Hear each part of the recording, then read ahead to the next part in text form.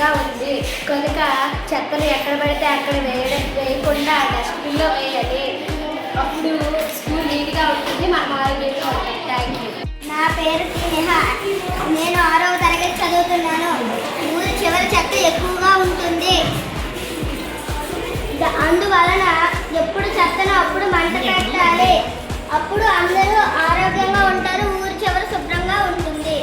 ఇంట్లో చాలా చెత్తగా ఉంది, ఎక్కడ పడితే అక్కడ పేపర్స్ ఉన్నాయి. మన ఇల్లుని మనమే క్లీన్ చేసుకోవాలి. క్లీన్ చేసిన చెత్తను చెత్తకొట్టులో వేయాలి.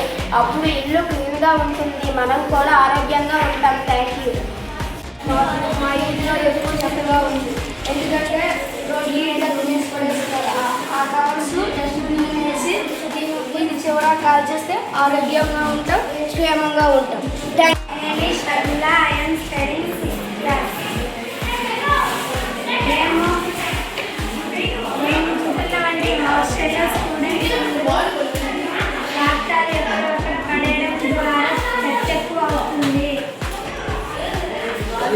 అలా కాకుండా పాత్రలన్నీ డస్ట్బిన్లో వేయడం ద్వారా మనం ఆరోగ్యంగా ఉంటాం.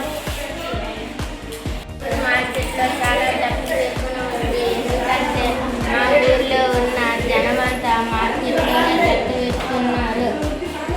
అలా కాకుండా మా ఊళ్ళో ఉన్న డస్ట్బిన్లో చెత్త మొత్తం వేస్తే మార్కెట్ క్లీన్గా ఉంటుంది, మరియు మనం ఆరోగ్యంగా ఉంటాం. మార్కెట్లో చాలా డబ్బు ఎక్కువ ఉంది, ఎందుకంటే మార్కెట్లో ఉన్న జనమంతా మార్కెట్లోనే చెత్త వేస్తున్నారు.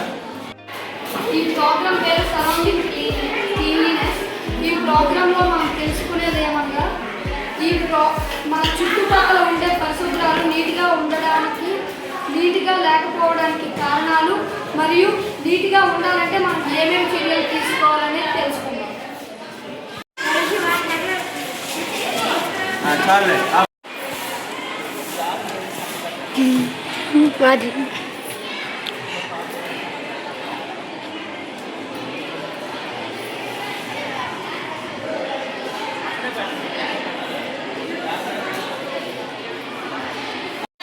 క్లారిటీ ఉంది, ఇంకో 2 పంపించు.